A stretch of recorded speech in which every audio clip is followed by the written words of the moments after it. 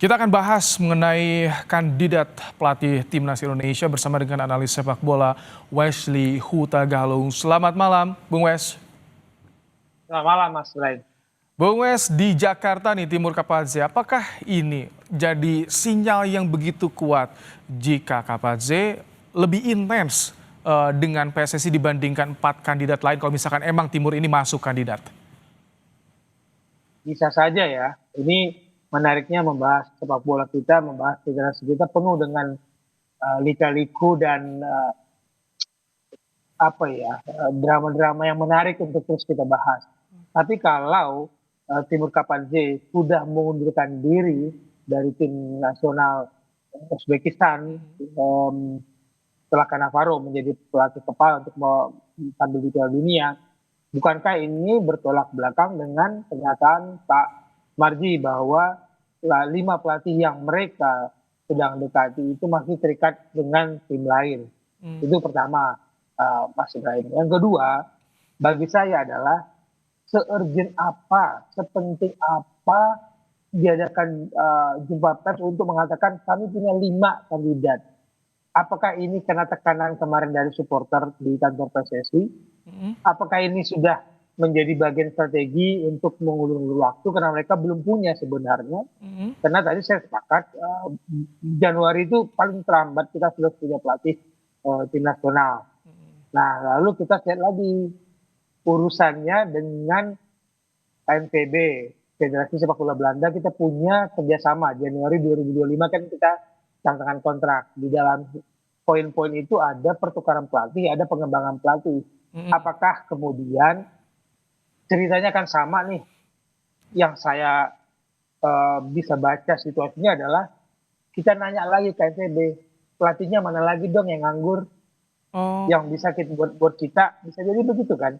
Kenapa tiba-tiba ketika Patrick Kluivert semua tiba-tiba tidak tahu, tiba-tiba datang ada ketum PSSI? Bukankah gini Mas Ibrahim, bukankah aspek elemen teknik itu harus dilibatkan di dalam kepemilian pelatih? Kemarin-kemarin kita punya Dirtek, nggak ada. Sekarang kita punya Alexander Dirtek, oke.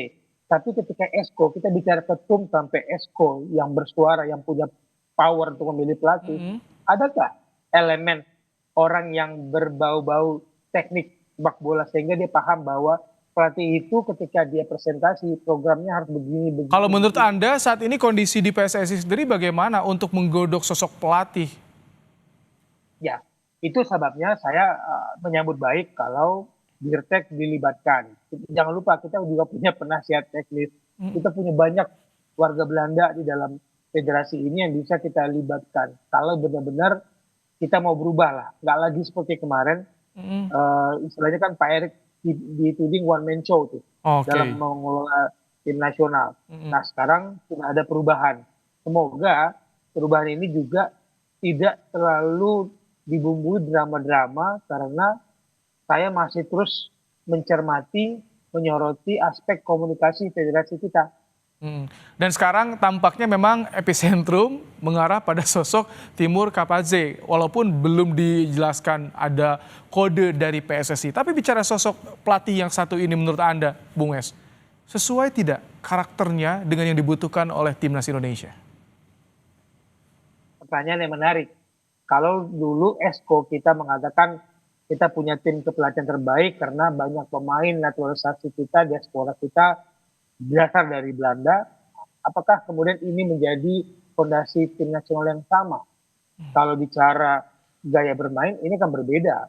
Uzbekistan dan Belanda, kalau memang perangkat tim nasional kita masih berdasarkan pemain diaspora dan sedikit pemain lokal yang dibentuk di kompetisi di kita. Tapi kalau itu kemudian bisa dilunturkan ya, ucapan Esko kemarin itu bahwa itu sudah nggak berlaku, wajar kalau Timur Kapadze menjadi salah satu kandidat. Terakhir kan dia kan bolak-balik ya di tim nasional Uzbekistan U19, U23, senior bisa 3 kali menggantikan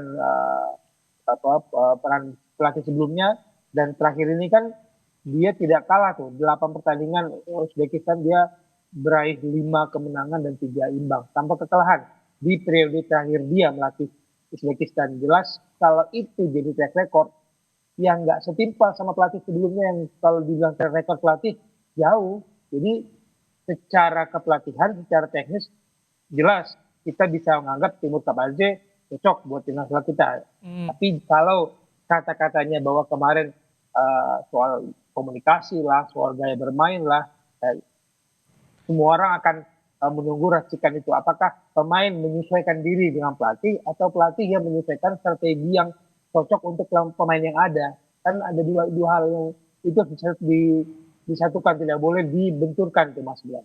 Oke, kalau misalkan selain Timur Kapaze kan ada juga nama yang mencuat seperti Hallgrímsson dan juga Postecoglou. Nah, nama-nama ini bagaimana menurut Anda, Bung Wes?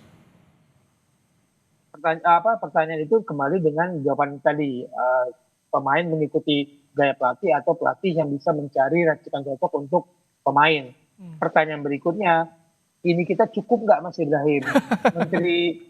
Menteri BUMN dengan Kemenpora kan berbeda tuh ya, kemampuan dalam pengelolaan dana finansial PSSI, nggak boleh dibohongin, itu berbeda. Nah kalau nanti federasi kita masih memakai uang negara dalam berbagai kegiatan, yang tanggung jawabnya kan nggak mungkin pemberi dan penerima orang yang sama. Ini akan menjadi dinamika baru lagi di federasi.